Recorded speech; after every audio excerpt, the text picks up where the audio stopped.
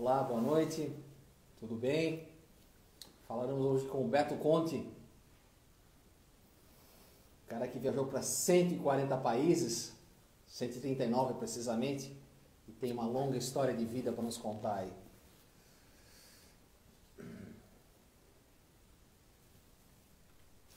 Tudo bom? Opa, o Beto já está na área aí, Thierry.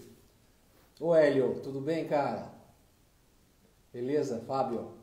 Tudo bom, cara? Salve, salve. Vamos chamar o Beto aqui. E aí, Hélio, sempre marcando presença, hein, cara? Tudo bem? Tá me ouvindo? Eu tô te ouvindo. Tá perfeito, também tá tudo legal aqui. Obrigado. Tá tranquilo, né? Tranquilo. Que bom, que bom, que bom. Então, Beto, prazer em te ver aqui, cara. Que bom, vamos trocar uma ideia aí a respeito dessas tuas viagens. Até estar comentando com o pessoal há pouco aqui. Esse teu longo caminho, longo trajeto de viagem aí. Tem um comentário do Luiz Campos que o áudio tá baixo. Para você tá bom aí, Hélio? Desculpa. O Hélio tá nos ouvindo aí, mas Beto, tá bom o áudio? Eu estou ouvindo bem. Vocês estão me ouvindo bem? Tudo bem. Só se alguém dá fazer um ok aí, que está nos acompanhando, que o pessoal vai entrando aos poucos aí, tá? Bom, como é que será a nossa logística aqui, Beto? O tempo, eu vou controlar aqui, tá? Porque o tempo não aparece para você. Assim quando está chegando perto, o tempo avisa, né? A gente tem 1 hora no máximo aqui. Obrigado, Thierry. Tudo ok. E será gravado no IGTV, para quem queira ter acesso. Tá livre isso aí, tá? Essa nossa conversa. Legal? Pessoal, certamente o nosso papo terá perguntas e tudo mais. Por favor, eu anoto aqui as perguntas, talvez a gente não vai responder durante a nossa conversa, mas vamos responder ao longo desse papo aí. Ok? Que a ideia é essa, interagir com o pessoal aí, Beto. Ótimo. Então, cara, nesse momento diferente de pandemia, assim, né? Nesses seus 139 países que você esteve até então, Beto, aonde você gostaria de estar nesse momento de pandemia? Algum desses aí? Quer dizer, estamos num desses, óbvio, né? Não, eu acho que eu prefiro estar em casa mesmo, né? Então, esse momento onde impede a gente de se deslocar, né? Nós que sempre aqui imagino que todos os teus seguidores ali é toda uma tribo viajante ou que gostaria de estar na estrada, né? É o público-alvo aqui. É incrível como, neste momento, eu estou muito feliz de ter ficado e estar hibernando aqui, né? Então, nada como o lar docilar, né? Principalmente quando a gente não tem opção, né? Então, é ótimo viajar, é maravilhoso, né? E principalmente mergulhar nas diferentes culturas, né? Mas é tão bom ter o nosso porto seguro e nesses momentos de maior sensibilidade, né, é muito bom a gente estar em casa. Nada melhor, né, do que ter para onde regressar ou onde está. Mas, Beto, já que a gente está falando sobre viajar, que é uma pergunta que vem do inconsciente de muitos aqui, quando a gente fez essa apresentação aí sua, que a gente estaria com você, né? E você é um profissional dessa área de turismo. Viajante não deixa de ser um turista na minha concepção, né? Não sei se você pode explicar até melhor isso aí.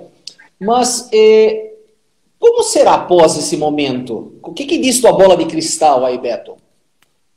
Eu acho que vai valorizar as experiências e os momentos, né? Então, todos que já tinham esse olhar carinhoso pelos lugares, pelas pessoas, né, vão estar ainda mais tocados, né? Neste momento em que a gente vai poder sair e valorizar muito mais essa liberdade, essa imersão em outras culturas, né? Então, a gente sabe que vai ser paulatinamente, então primeiro está abrindo localmente, daí dentro próximo da tua cidade, no estado, no país, no teu continente, e assim por diante, gradativamente, da mesma maneira como a gente estruturou nossas viagens ao longo da história, a maior parte de nós, né? Começou com uma viagem menor e terminou com uma grandona, né? E vai ser assim, né? Então, e cada vez, em cada uma, desfrutando cada uma dessas experiências, porque a gente sabe que é só sair do nosso meio imediato que a gente já está no novo, né? E aí esse olhar viajante, né, atento às diferenças, às sutilezas que um novo local e uma nova cultura nos proporciona, né? Isso pode ser aqui do lado. Saindo do teu bairro, tu já está fora do teu mundo, né? O mundo que tu conhece, o mundo que tu administra, né? E por isso que viajar é tão bom, a gente sair de onde a gente já tem as respostas prontas, né? Para ter um monte de perguntas e aprender ao longo das mesmas, né? E sair você acaba notando mais ao teu redor também, você concorda com isso também, né? Sim, eu acho que o nosso olhar atento, né? Ele é sempre de multidirecional, né? Da mesma maneira que ao voltar a gente está muito mais atento. Agora que a gente passou esses 5 meses em casa, a minha rua, árvores que eu não via, plantas, né? Então a gente tem um olhar muito mais atento, né? E viajar é isso, é sair da tua zona de conforto e com isso tem que ser um observador, né, para não cair em fria, para desfrutar mais, né? Então, ele nos proporciona isso, né? A gente vai falar que a nossa conversa basicamente está ligada a países, né? Digamos, o país, o lado B, digamos, do mundo em si, né? Mas muitos desses países vivem do turismo, né? E o que tu acha que esses países vão fazer para atrair? Porque a gente está com medo. O cara tem medo de vir ao Brasil, a gente tem medo daqui a pouco de ir à Índia, né, por causa da situação. O que tu acha que esses países estão fazendo para atrair essa dependência? Charles, os números são terríveis, né? Porque a indústria do turismo, que foi a primeira que parou e que vai ser a última a abrir, é uma indústria muito horizontal, né? Então, em qualquer local, ela absorve muita mão de obra, desde da área de alimentação, de transporte, tudo, né? Então, a quantidade de pessoas afetadas, né? E cada vez mais o turismo era a indústria que mais crescia, né? Então, ela está muito abalada.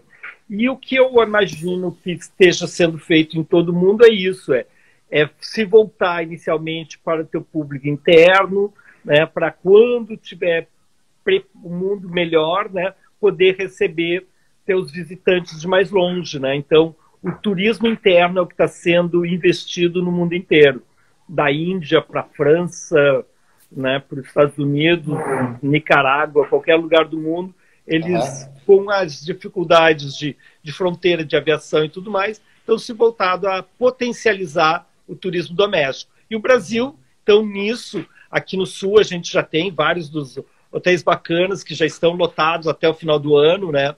Então, é uma oportunidade, né? Como a gente sabe, em toda crise tem oportunidades, né? Claro. É uma oportunidade do turismo doméstico, isso em todo mundo, né? Cada um com o seu público, né? Claro. Está se desenvolvendo. Legal, legal, legal. Ô Beto, e toda essa trajetória toda de turismo, basicamente começou com essa fotografia aqui? Então, eu sou natural de Caxias do Sul, que é uma região de montanhas de migração italiana aqui no Rio Grande do Sul.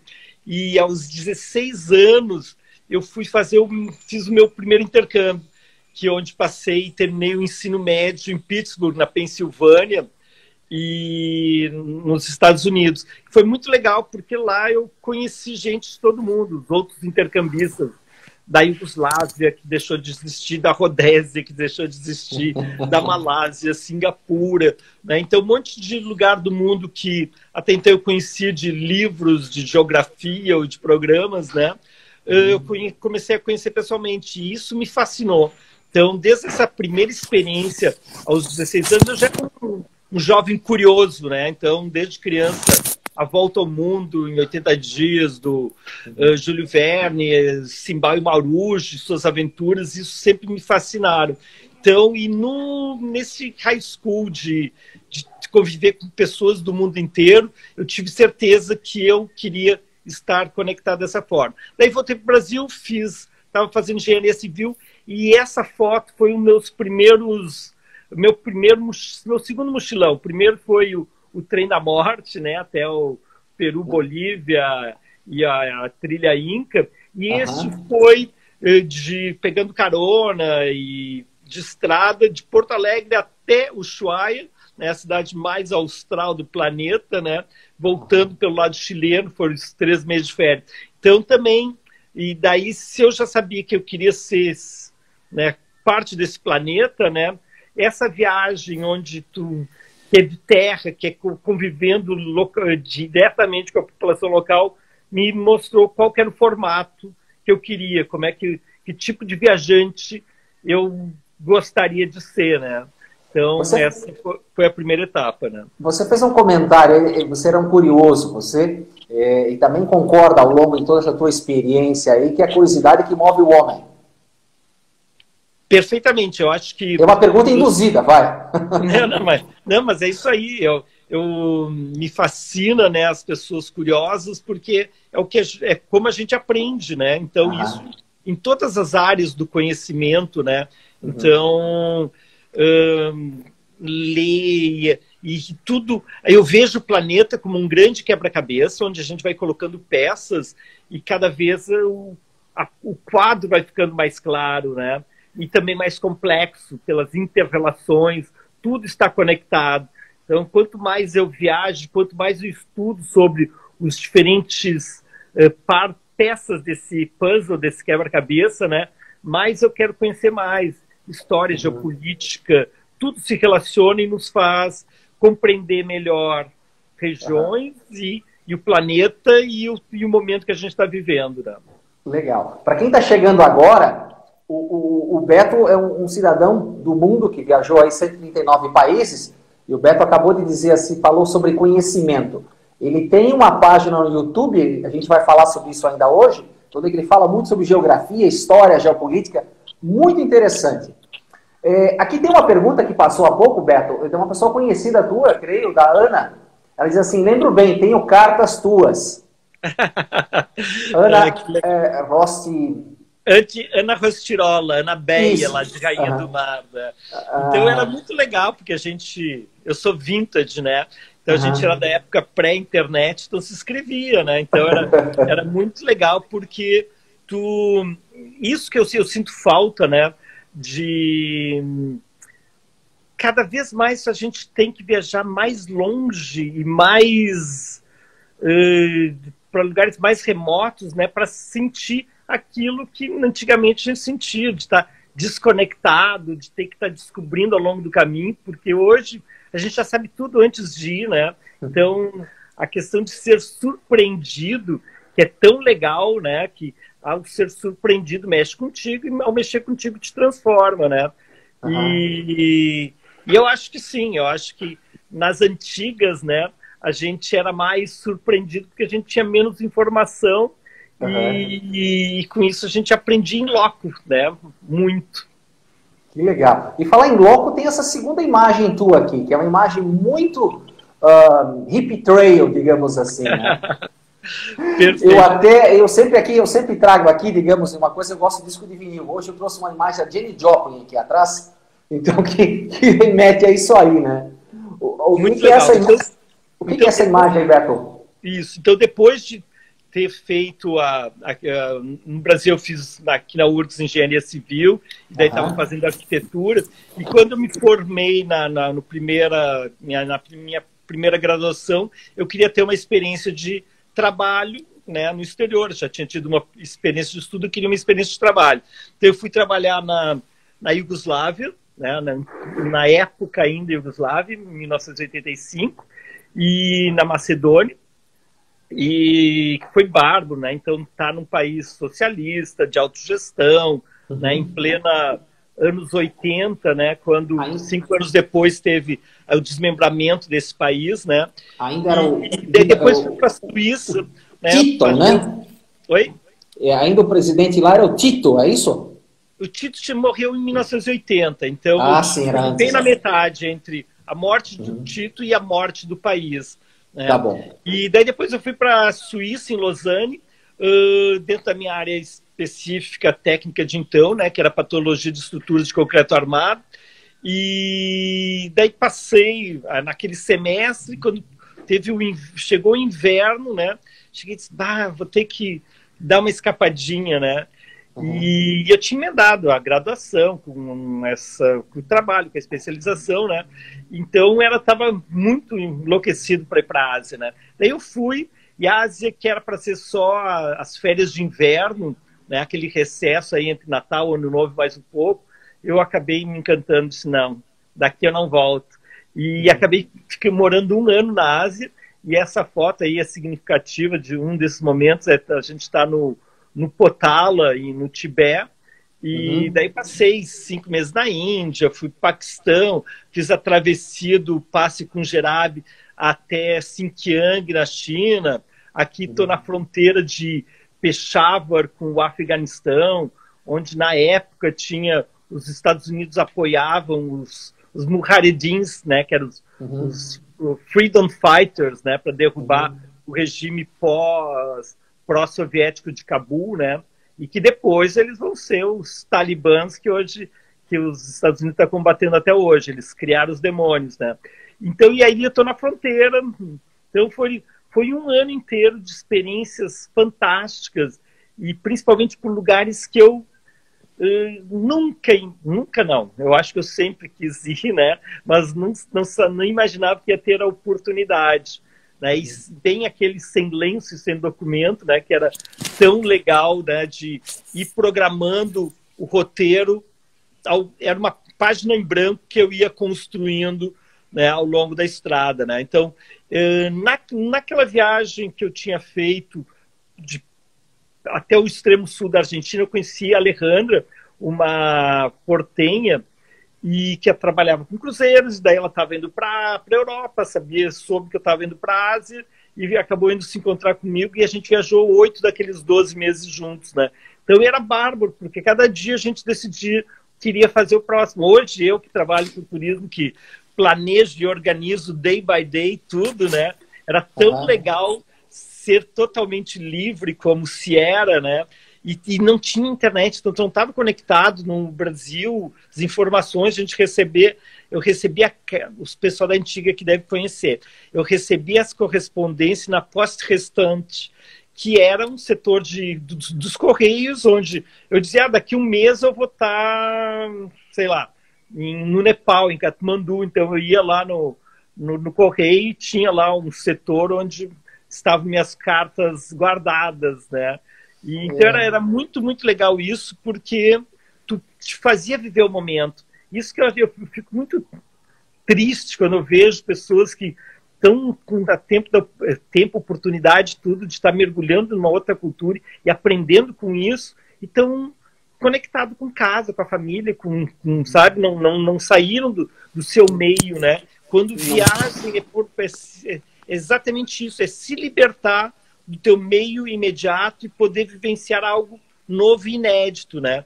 Então, hoje eu continuo tendo esse olhar, né? Mas naquela época era muito mais intenso, porque tu ficava imerso total, né? Ô Beto, aqui tem um comentário que levava meses para chegar uma carta e tudo mais, né? Tem pessoas se elogiando aqui. Mas, digamos assim, que ano que era exatamente isso, Beto? Então, foi 1986, isso. Foi no ano que teve Chernobyl. Nós estávamos fazendo um trekking pelo Annapurna, que é um dos grandes picos do Himalaia, e estava todo mundo em volta de um radinho lá, porque tinha esse tal de vazamento de uma usina nuclear em Chernobyl, né? Então, você chegava no radinho lá, o BBC lá. No radinho lá nos Himalaias, né? Então foi uma época muito legal, e isso, foram os últimos anos antes da queda do Muro de Berlim, né? Ainda em Guerra Fria. Eu me lembro que eu estava na fronteira com isso da China com a União Soviética de então, né?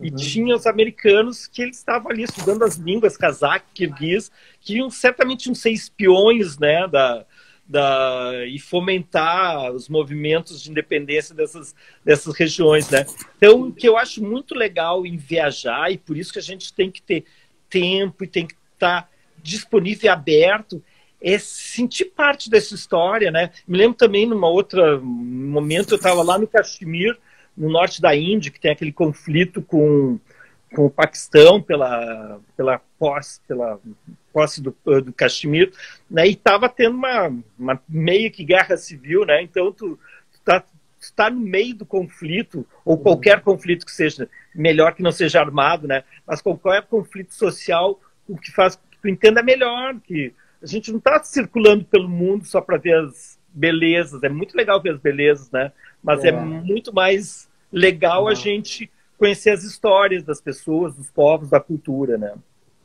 E foi na Índia também, e foi só te complementar a última coisa importante da Índia, da Ásia, mas foi na Índia que eu conheci o budismo, né? Então eu acabei fazendo um curso no Nepal, depois fui para a Índia, o Path for Enlightenment, e foi muito legal em termos de transformar o olhar, né? Então, essa visão oriental que nos proporciona sei lá, uma terceira dimensão, né? Que foi bem bacana para mim naquela época. Imagina, engenheiro civil super racional, né? Então, ter essa oportunidade de sair da casinha, né? Então, foi muito bom, da caixinha.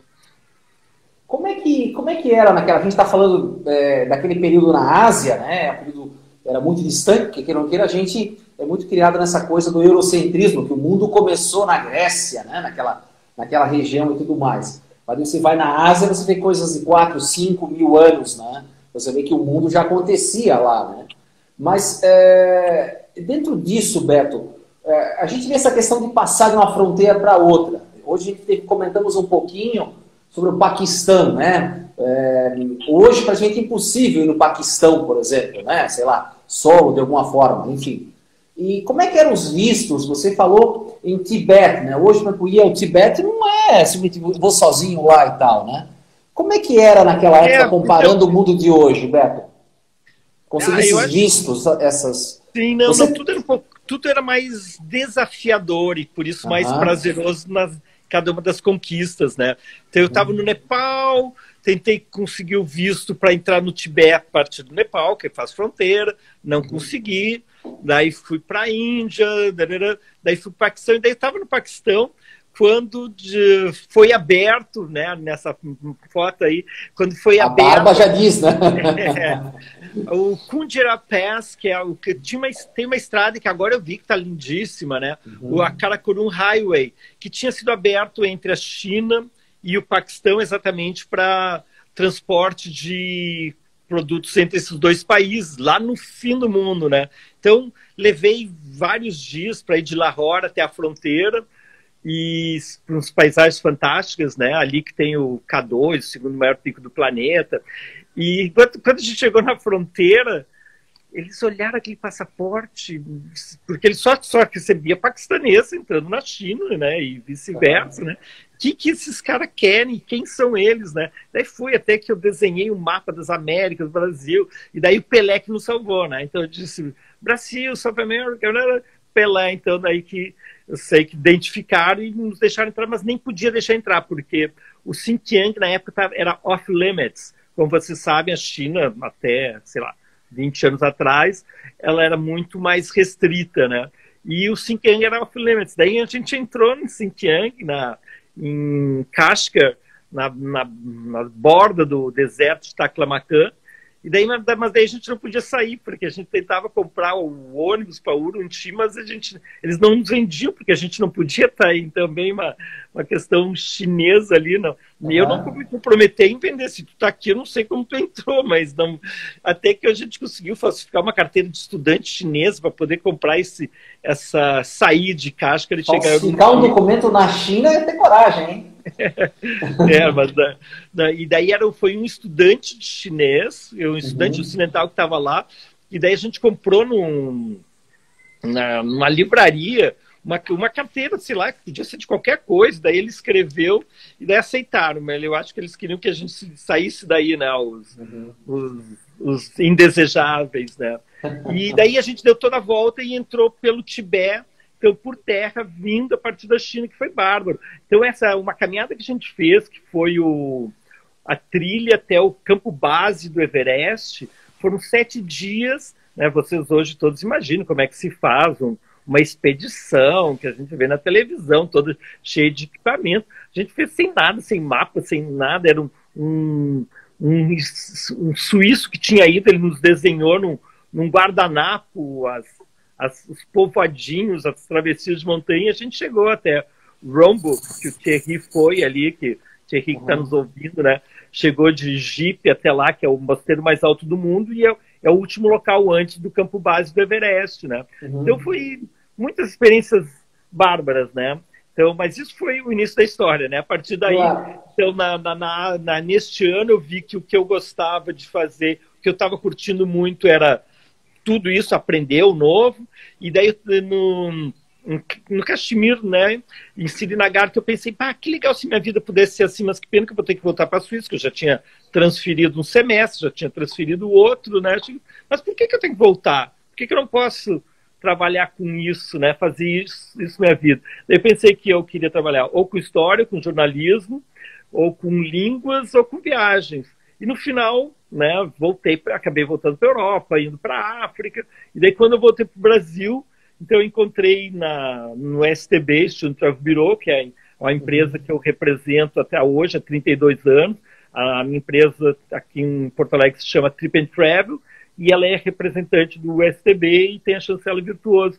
E foi muito legal, porque eu disse, isso que eu quero, viagem para jovens, intercâmbio, vivências, né? Então eu como traveler, né, como viajante, não queria lidar com algo padrão do turismo, eu queria algo que mergulhasse, tanto que nosso conceito como empresa você sempre volta diferente de uma viagem, ou seja, uma viagem tem que ser transformadora, né? Claro. Então não é a quantidade, é a qualidade da experiência, né, que seja uma experiência transformadora.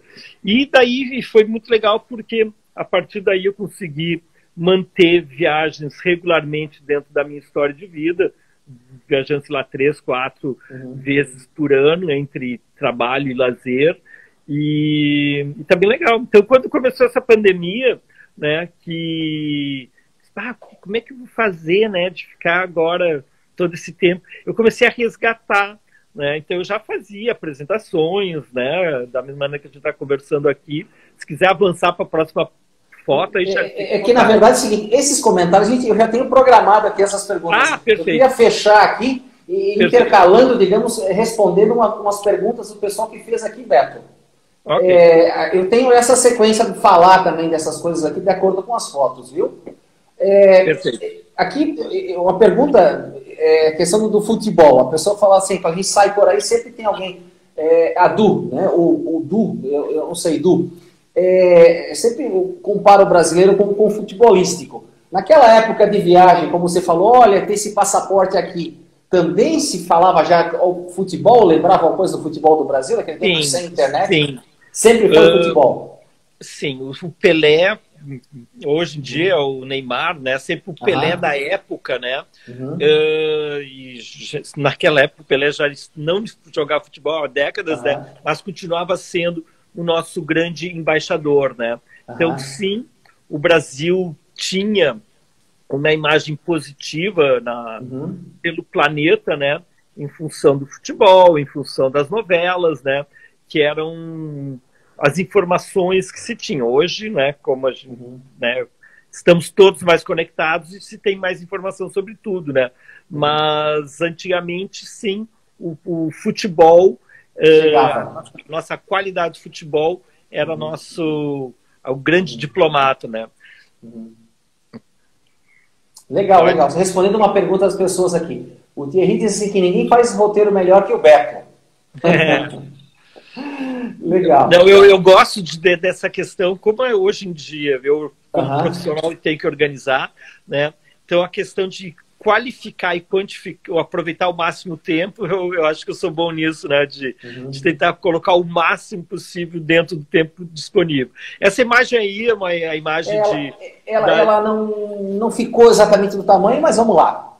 Perfeito. Não, isso aí era só para essa trajetória, né? Então, quando eu entrei na universidade, eu sou o cabeludo do lado esquerdo aí, e então foi essa transição, né? Do intercâmbio, para a formação acadêmica no Brasil, para essa grande viagem que foi a transformadora da minha vida. Que legal, que legal.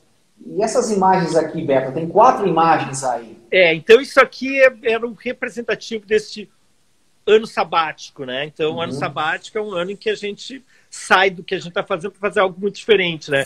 Então, começou com a Tailândia, embaixo ali são os talibãs na fronteira com Peshawar. A casa da direita é um hotel nas montanhas do Caxemir, que é esse lugar emblemático para mim, foi onde eu estava deitado, olhando o sol, assim, pensei, eu vou fazer algo diferente da minha vida. Então, esse momento ficou registrado nessa imagem. E na parte direita inferior ali, né? Isso. Tá e bom. Em cima, aquela mais escura ali, é numa tenda nômade de um Sherpa, né, nos Himalaias, né, dentro daquele trekking até o campo base do Everest. Então, esses aqui são os highlights daquele ano asiático. Que é o ano que a Luciane está perguntando aí, quantos anos você tinha naquela época. Ela que está perguntando a sua idade, viu? Isso. Não, perfeito. Eu tinha 23 anos, né, terminado a faculdade, e daí viajei dos 23 aos 26. Legal. A sequência da imagem tem aqui. É você que eu estou cobrindo você aqui. Daí, ao voltar para o Brasil, né, então comecei a trabalhar com os intercâmbios e com as viagens de aventura, né, e hoje o nosso leque é bem maior, né, então todos os formatos de viagem, sempre viagens na excelência da experiência. E eu fazia francês há alguma década, né, porque eu fui para a Suíça em função da fluência, e o Monsieur Roche, que é um grande, quem está aqui de Porto Alegre conhece, um grande historiador, humanista, né, me convidou para a gente fazer uma viagem de imersão pela França, né, com seus alunos, então falando francês e percorrendo a história, a geografia, a geopolítica da França. E essa viagem, que quando começou a primeira, era para ser uma única viagem em 1994, virou um conceito.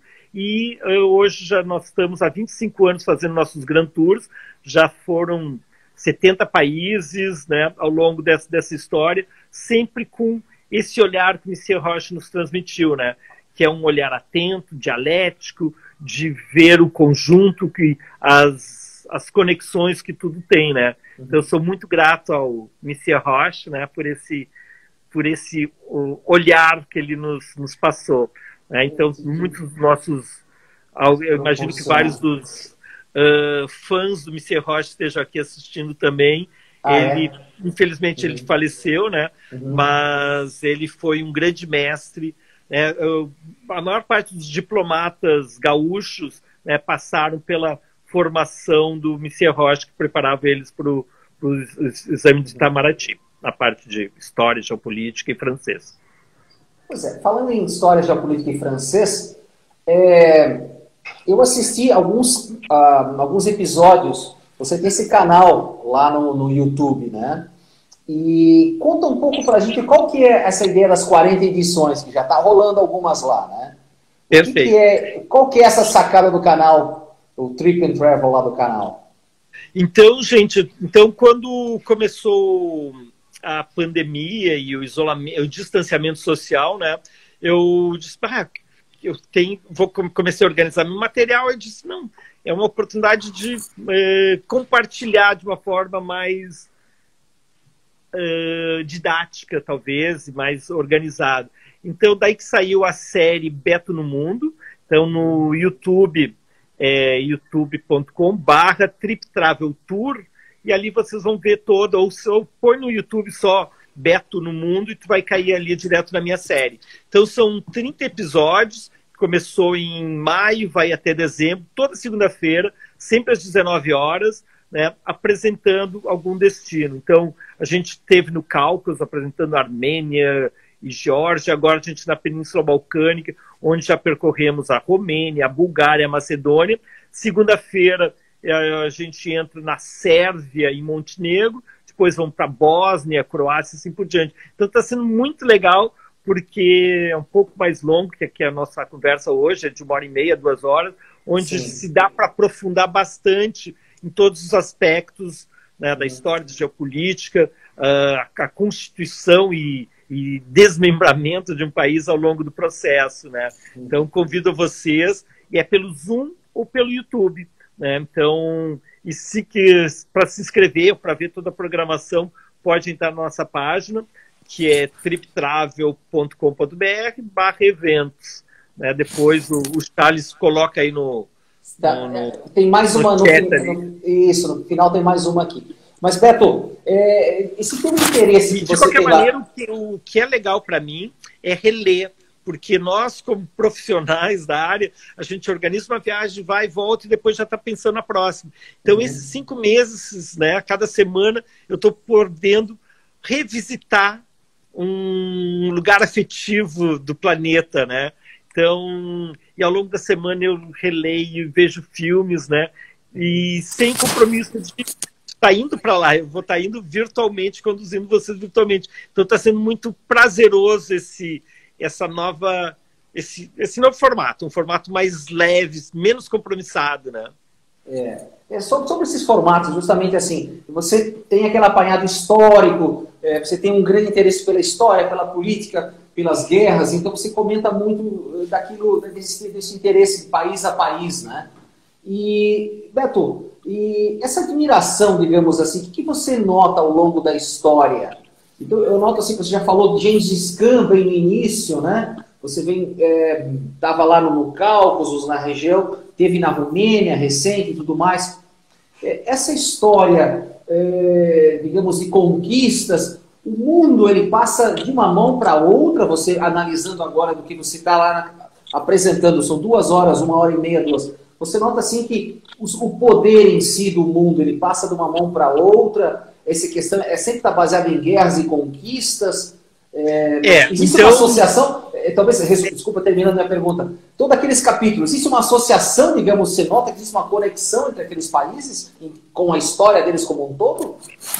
Sim, infelizmente, né, sempre é um jogo de poder, né, e entender as forças desse jogo de poder, seja hoje em dia, nesse último século, é a questão da energia, logo vai ser a da água, e ao longo da história foi por terras e por controles de posições estratégicas, né?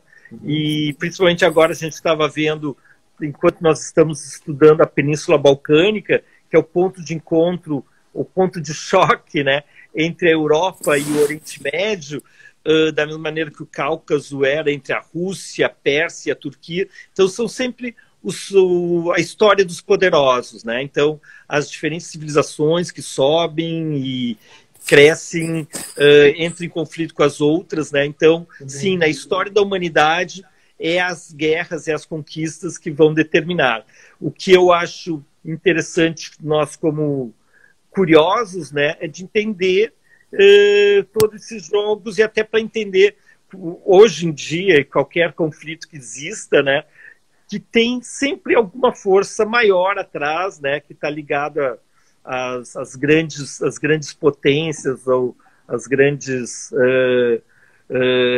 confederações, né?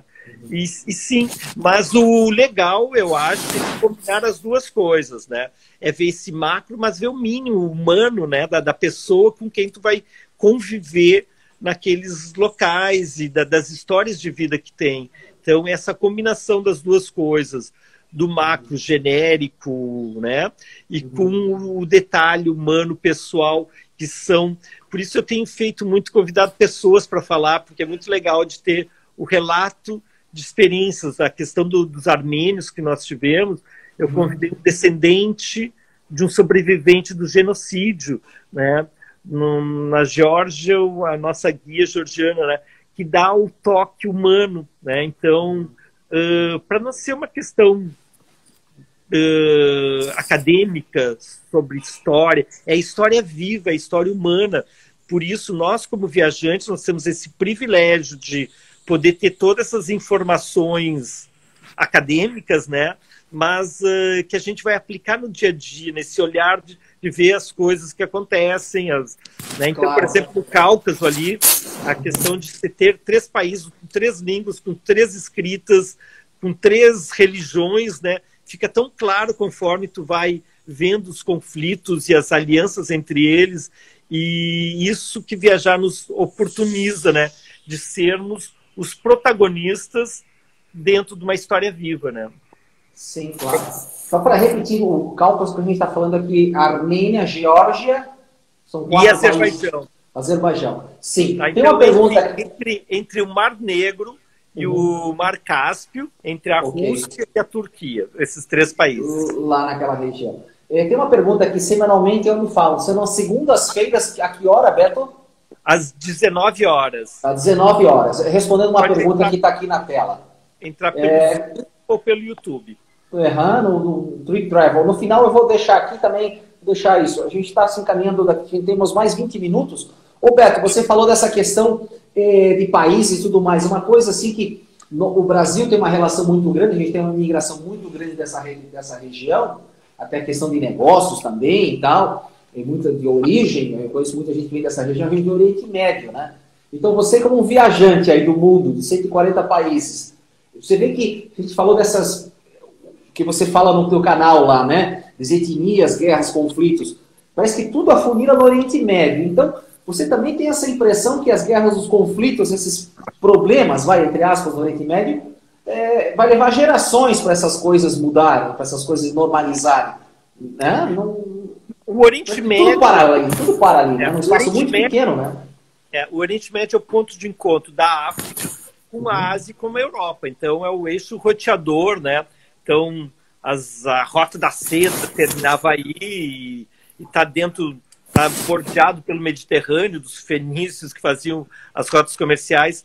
Então, sim, e toda essa região, e cada uma dessas que a gente está vendo, tem suas posições, tudo tem sua posição estratégica, pelo menos para o vizinho imediato, né? Mas essas que têm uma posição estratégica global faz com que todas as civilizações que aí passaram vão disputar aquele território, e com isso... Né, sempre onde há conflitos, depois vai ter a questão de dar um troco e conflitos entre... E muitos também forças que potencializam as divisões, né? A história dos britânicos, né? Divide to rule, né? Dividir para poder governar, né? Incitar as diferenças, né? E por isso, então, vai ter questões que são... disputas locais, outras incitadas por terceiros, outras partes dessa mega estrutura. Mas eu acho que não vou simplificar que tudo começa aí ou termina ali, mas com certeza tudo se encontra. É uma região onde temos as regiões produtoras de petróleo, né? Então a matriz energética, com certeza, ela está por trás de quase todos os grandes conflitos, né? Legal. Ô Beto, aproveitando as perguntas, a gente volta no teu canal. Outra coisa, Charles, que eu acho legal, importante da gente desenvolver, né, como ser humano, mas como viajante, é a empatia, né? Então, esses conflitos que a gente fala de uma forma didática, né, eles envolvem pessoas, indivíduos e milhares de cada sofrimento, se for multiplicar pelos milhares, milhões, é imensurável o dano, né, emocional para um coletivo, seja dos armênios, dos judeus, de qualquer comunidade que sofra ou esteja sofrendo no momento, né? E então se solidarizar com o sofrimento do outro, né, é básico para nós, para a humanidade, né? Então, quando a gente viaja por regiões onde tem ou tiveram conflitos, né, poder entender através dos relatos pessoais nos faz mais humanos, nos faz mais compreensivos e compreendedores, né, desse grande planeta que a gente vive com tantas violências, né? Então, se eu trago a matriz das disputas dentro da análise geopolítica nas minhas apresentações, talvez porque o que me move é o sofrimento causado, e por isso entender, para a gente buscar evitar que não aconteça depois, que não aconteça novamente, né? Desse sofrimento aí, é uma coisa muito interessante que você me fez perguntar uma coisa me fez refletir. Você que, quando a gente viaja muito, a gente começa a questionar, Beto, essa questão dos colonizadores, dos europeus, para você ver, o estrago que os ingleses fizeram na Ásia, né? Essa coisa da Índia, e aqui, por exemplo, o tipo de colonização que eles fizeram pelo mundo, você não começa a questionar, digamos, não tem um pouco de uma revolta, porque você nota, por exemplo, os portugueses aqui, né? Aí vieram os holandeses e tentaram no lugar, tentaram em Salvador, foram para o Recife, depois, com a ajuda dos ingleses, os portugueses tiraram os holandeses. Aí você vê a história na África, de exploração, a França do Norte, e essas coisas. Tu não faz refletir essa questão, digamos assim, não um desgosto, mas uma coisa assim, que estrago que os caras fizeram? Você não tem uma certa análise nesse sentido também, Beto, não? Sim, quem me acompanha sabe que eu dou uma ênfase muito grande nas identidades nacionais, na diversidade do planeta, na riqueza étnica, né? E toda vez que tu tens um colonizador ou uma tentativa de aculturação de um povo, o planeta perde, né? Então a nossa riqueza é na diversidade de línguas, diversidade étnica, né? Então o respeito à autonomia dos povos, né, é uma questão básica e que a colonização é uma grande violência disso tudo, né? E então o que eu mais valorizo, o que eu mais curto, né, em viagem é que de fato é conhecer, né? Agora a gente esteve na Guatemala em fevereiro, foi a última viagem pré-Covid, a gente voltou em março, né? E a Guatemala tem, né, 22 grupos indígenas descendentes dos maias, cada um com a sua riqueza artesanal, têxtil. Né? Então é tão bacana essa identidade étnica, cultural, né, que é totalmente contra o que é a colonização, a pasteurização do mundo globalizado, né? Então, da mesma maneira que nós somos, o Charles é legal, o Thierry, né? Desculpa, eu não estou vendo quem está aqui, né? Estou focado aqui em vocês, né? Mas um monte de gente legal que está aqui nos ouvindo. Cada um é bacana por sua singularidade, né? Da mesma maneira que os povos, as regiões são muito legais por serem distintas uma das outras, né?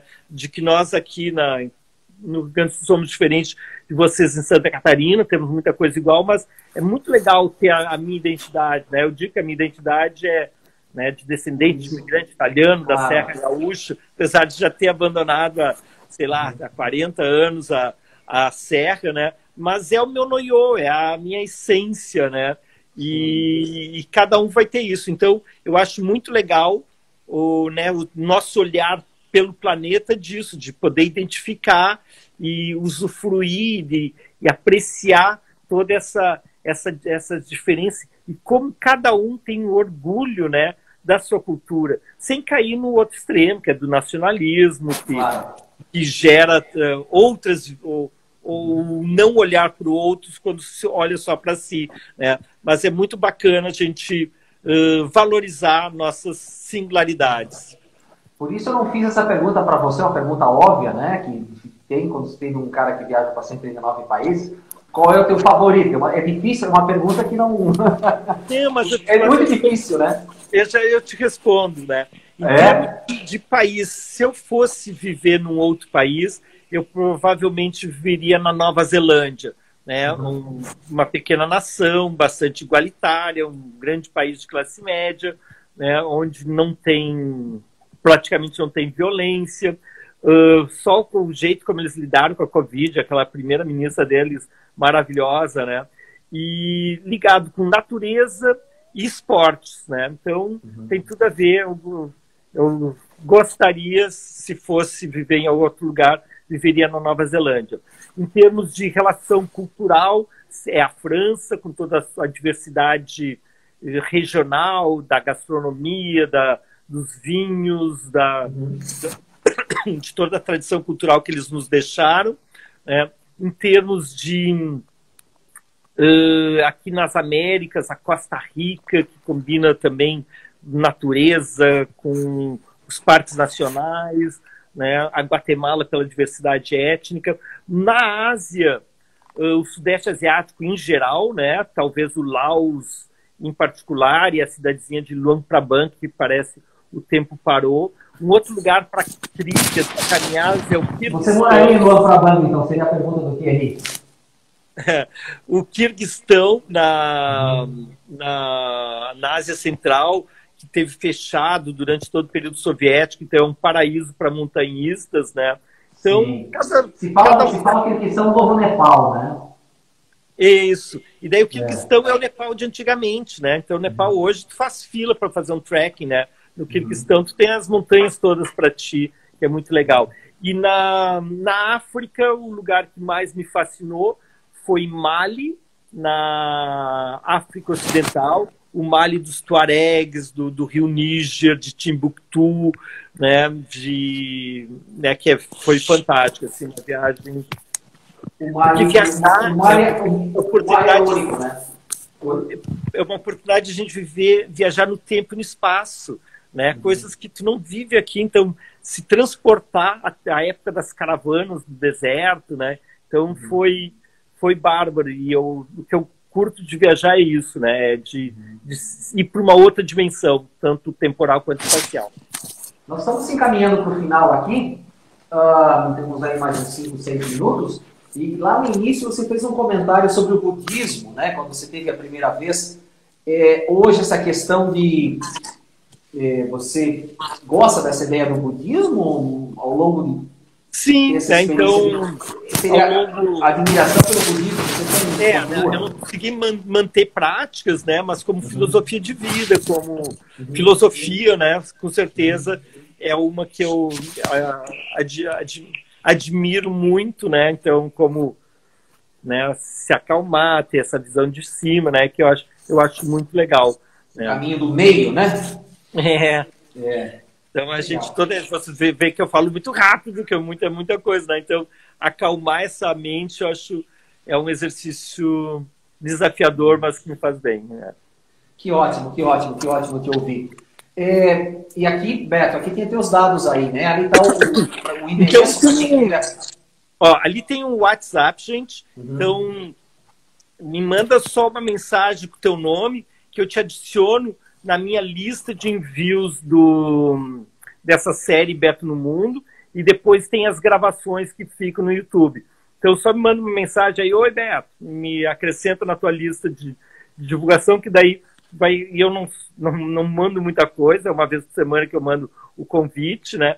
Então é bem legal. Senão vocês podem conferir no nosso site, que é o triptravel.com.br/eventos, que ali vai ter o próximo. Então vocês já sabem, é Sérvia, né? Então a grande Sérvia da Idade Média, depois a Sérvia da Primeira Guerra Mundial, a antiga Iugoslávia, e a atual Sérvia dos massacres da Bósnia, e essa que está aqui no século XXI.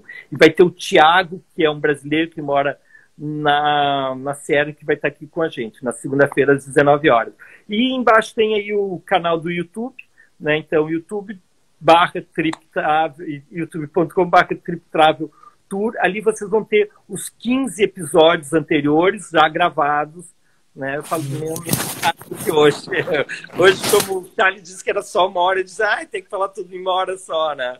Então me acelerei aqui. Não. E sobre a Índia você não fez ainda, né? A Índia não está na série dos... não está nessa série. Do mundo de 2020, né? Então, se a gente continua... Se tiver a segunda temporada, em 2021 tem a Índia, Nepal, Sri Lanka, Maldivas... Nossa! Para colocar. Que bacana. Beto, é isso aí. Então, fechamos. Se alguém tem mais alguma pergunta, né? Se alguém tem mais algum comentário. Queria agradecer a presença de todos, né? Estou vendo aí a Anelisa, uma galera aí. Né? Tem uma pergunta aqui, Costa Rica. Bom, tem umas perguntas, se você se sentiu atraída pela Costa Rica, tem uma pergunta aqui. O que eu me atraiu a Costa Rica, né, é porque ela combina toda a beleza natural dos vulcões, dos parques nacionais, com praias, né? Animais exóticos, né? E a vida selvagem, né? Endêmicos, Que bom, que bacana, que bacana. Então eu vou terminar com uma frase do Kierkegaard, que diz, que é o filósofo dinamarquês, que diz: aventurar-se causa ansiedade, mas deixar de arriscar-se é exatamente perder a oportunidade de conhecer mais a si mesmo. Então, arrisquem-se, viajem e descubram mais sobre vocês. Beto, repita, por gentileza, vai.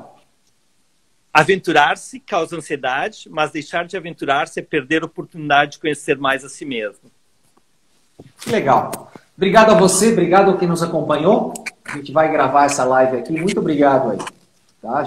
Eu também faço umas lives por semana. Na próxima semana terá um casal de São Paulo, o pessoal que conhece o Muro de Bicicleta. Eles falaram muito sobre aquelas rotas na Europa, Eurovelo, são aquelas rotas que beiram os rios na Europa. E bem interessante, é conhecer o cicloturismo em si. Um casal de São Paulo. E eu vou te passar o Paulo Leite, que ele recém terminou uma viagem de 3.070 dias. Ele passou 10 anos viajando. É um gaúcho aqui que, em função da Covid, que acabou tendo que voltar. Então, vocês gaúchos são viajantes, né? Parafraseando o Thierry disse: Santa Catarina todo mundo viaja. Eu disse: não, acho que no Rio Grande do Sul todo mundo viaja, né? Onde é que tu vai no mundo tem gaúcho, vai no Brasil tem gaúcho, né? É isso aí. Legal. Obrigado a vocês, obrigado, viu? Tchau, tudo de bom. Tchau. Obrigado, Beto, eu vou desligar aí. Tudo de bom, obrigado a vocês. Valeu. Tchau, gente. Obrigado. Até a próxima. Tchau, tchau.